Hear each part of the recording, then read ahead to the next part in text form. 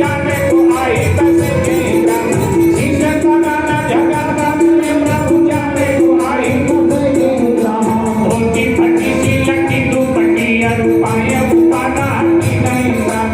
उनकी फटी सी लगी दुपट्टी रुपाया उपाना की नहीं ग्राम शीश लगाना जगत में प्रभु जाने को आई बस के ग्राम शीश लगाना जगत में प्रभु जाने को आई बस के ग्राम उनकी फटी सी लगी दुपट्टी रुपाया उपाना की नहीं ग्राम उनकी फटी सी लगी दुपट्टी रुपाया उपाना की नहीं ग्राम भारत भारत की दुर्बल देखी रहे हो जगी शोभा सुधाया विराम भारत भारत की दुर्बल देखी रहे हो जगी शोभा सुधाया विराम छठ दिन दयाल को धाम बतावत आपन नाम सुनाम छठ दिन दयाल को धाम बतावत आपन नाम सुनाम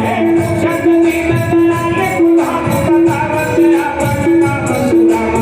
छठ दिन दयाल को धाम बतावत आपन नाम सुनाम बतावत आपन नाम सुनाम बतावत आपन नाम सुनाम जैसे सुदामा नाम द्वारिकाधीश ने सुना उठ करके नंगे पांव भीड़ चीरते हुए दौड़े हटो हटो मेरा मित्र आया मेरे बचपन का मित्र आया मेरे बचपन का मित्र आया दौड़ पड़े प्रभु जो देखता है वही कह रहा अरे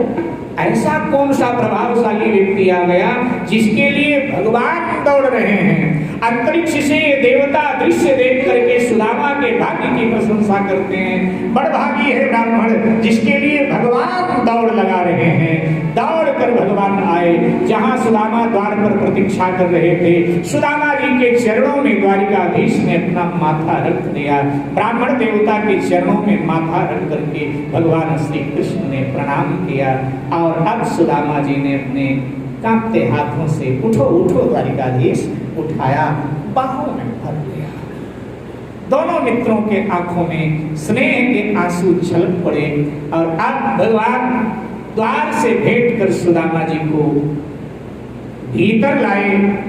सिंहासन पर पधरा दिया नीचे बैठ गए भगवान सुदामा जी के पांव को दबाने लगे रानियां सब खड़ी थी भगवान ने कहा व्यवस्था करो रुक्मणी जी से कहा जल लाओ चरण धोना है व्यवस्था कीजिए सब चर्चा कर रही है महारानियां ये कौन है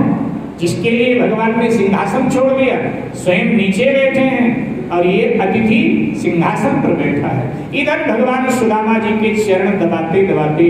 जब सुदामा जी के तलवे में भगवान ने हाथ फेरा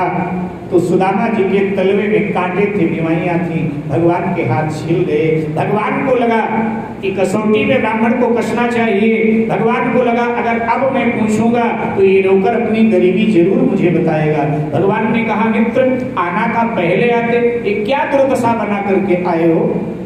लेकिन सुदामा ने सुनकर अनसुनी कर दिया सुदामा ने अब भी अपनी गरीबी नहीं कही भगवान सुदामा की हालत देखकर इतने करुणा में भर गए कि सुदामा के चरणों में माथा रख करके भगवान रोने लगे रुक्मणी जी जल लेकर परात में आई थी खड़ी रह गई भगवान ने परात के जल को स्पर्श भी नहीं किया और अपने आंसुओं से सुदामा जी के चरणों को धो दिया वर्णन है कि ऐसे ब्याहाल ब्यावाई न सो पग कंटक जाल लगे पूरी जोई ऐसे ब्याहाल ब्यावाई न सो पग कंटक जाल लगे पूरी जोई आए महा दुख पायो सखा तुम आयो ई बैना की बैठी में कोई आए महा दुख पायो सखा तुम आयो ई बैना की बैठी में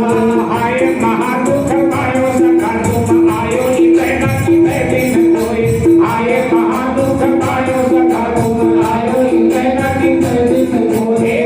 सुदामा की दीन दशा करुणा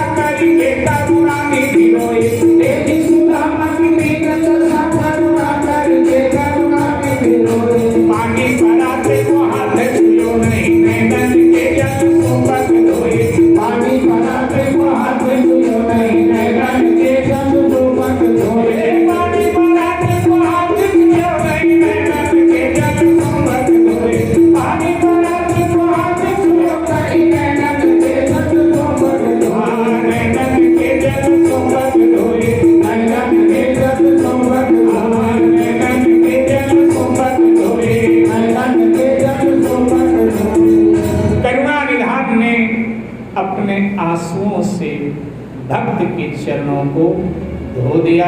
अब एक एक कांटे निकाल निकाल कर भगवान बाहर फेंक रहे। एक कांटा बिल्कुल मांस में धंसा था, नाखूनों के पकड़ में नहीं आ रहा था। भगवान ने जामवंती जी से कहा सुई ले गया। राजमहल में पहली बात सुई का क्या काम? अच्छा, अगर सुई राजमहल में हो भी तो जल्दबाजी में सुई जैसी वस्तु मिलती कहाँ है? रानियां सुई ढूंढने में लग गई। इधर सुदामा जी के पांव में पीड़ा हो रही थी। शिव भगवान ने सुदामा जी के तलवे में अपना दांत लगा करके और कांटे को निकाल करके बाहर फेंक दिया। बोलो भक्तवत्सल भगवान की। अभिप्राय यह है कि जीवात्मा अनेक कंटक लेकर परमात्मा की शरण में जाता है और परमात्मा जब कृपा करता है तो जीवात्मा के जीवन के सभी कांटे निकालकर जीवात्मा को निष्कंटक बनाया करता है। ये भगवान का स्वभाव है मेरे भाई।